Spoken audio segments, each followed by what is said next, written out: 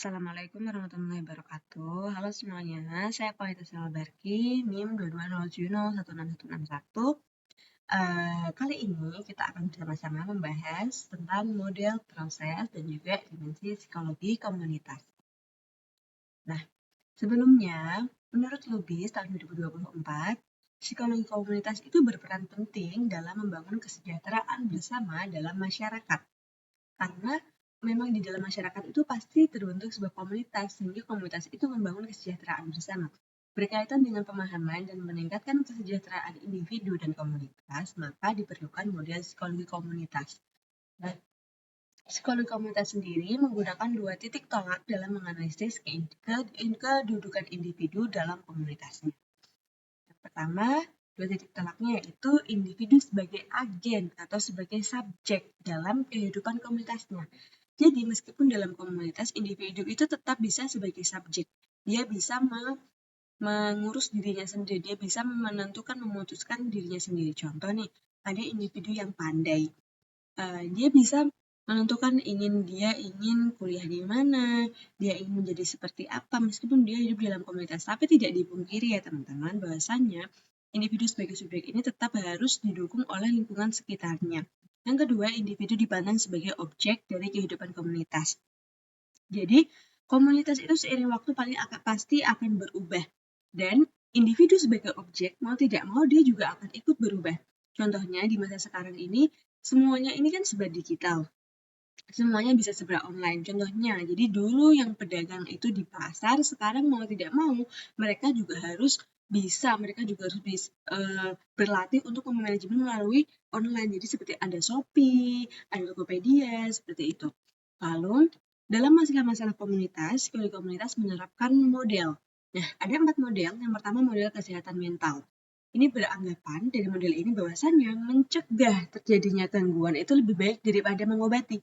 Jadi dalam komunitas itu pastikan untuk komunitas itu lebih baik mencegah daripada mengobati. Contohnya dalam suatu kampung, jadi ada gotong royong atau ada bersih-bersih bersama. Seperti itu. Itu kan tujuannya untuk mencegah adanya mungkin gangguan lingkungan, kesehatan gitu. Lalu ada model organisasi. Jadi ini organisasi atau sistem yang menerapkan pengaruh pada kelompok sosial. Jadi berkaitan dengan sebelumnya, jadi dia yang mengatur bagaimana orang-orang itu bisa mencegah. Contohnya mungkin kepala desa atau orang di sekitar situ yang paling berpengaruh. Lalu yang ketiga ada model tindakan sosial, menggunakan pendekatan dengan berpartisipasi langsung terhadap kondisi yang menyebabkan timbulnya gangguan masalah. Misalnya dengan mengatasi masalah kemiskinan, yaitu dengan menciptakan adanya lapangan pekerjaan. Yang terakhir ada model ekologi. Ini dipengaruhi oleh teori Kurt Lewin yang menekankan pada saling ketergantungannya antara manusia dengan lingkungan. Jadi, dalam memahami sebuah komunitas, kita juga perlu memperhatikan tingkat ekologikal komunitas tersebut. Nah, proses psikologi komunitas sendiri merupakan konteks untuk menerapkan model-model psikologi komunitas. Jadi, proses itu bagaimana kita menerapkan tadi model-model sebelumnya. Nah, proses psikologi komunitas adalah cara bagaimana berbagai aktivitas dan interaksi dalam sebuah komunitas dilakukan untuk meningkatkan kesejahteraan bersama dan membuat perubahan positif. Menurut Julian Laporte, proses komunitas harus melibatkan pemberdayaan anggota komunitas. Pastinya dalam proses komunitas yang namanya anggotanya itu harus terberdaya, anggotanya harus diutamakan. Lalu itu tadi mencakup peningkatan kapasitas mereka untuk mempengaruhi perubahan sosial dan memperbaiki kondisi hidup mereka sendiri. Adapun selanjutnya itu dimensi psikologi komunitas. Nah, di sini adalah dimensi mengenai bagaimana sih komunitas itu bisa terbentuk dan bagaimana komunitas itu bisa merasa saling memiliki. Yang pertama ada keanggotaan atau membership.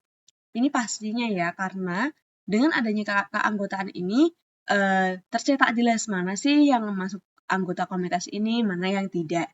Lalu yang kedua ada dimensi pengaruh. Jadi mempengaruhi seseorang, dan biasanya dalam komunitas ini ada beberapa orang nih yang memiliki pengaruh paling tinggi. Seperti contoh mungkin orang yang paling pandai atau mungkin orang yang paling dituakan. Lalu selanjutnya yang membentuk bagaimana komunitas saling memiliki itu ada integrasi dan pemenuhan kebutuhan. Jadi biasanya komunitas itu terbentuk karena ada dasarnya kan. Contohnya nih, dalam kita lihat kebutuhan Maslow yang merasa aman. Nah, contoh di mungkin para TKI atau TKW, mereka itu pasti biasanya membentuk komunitas, biasanya didasari karena rasa aman. Karena mungkin mereka di negara luar, jadi mereka membutuhkan rasa aman dari orang-orang yang dari negara yang sama. Maka dari itu mereka terbentuk. Lalu yang terakhir yaitu berbagi pengalaman emosional. Nah, biasanya komunitas juga saling memiliki karena adanya pengalaman emosional yang sama. Sekian, terima kasih.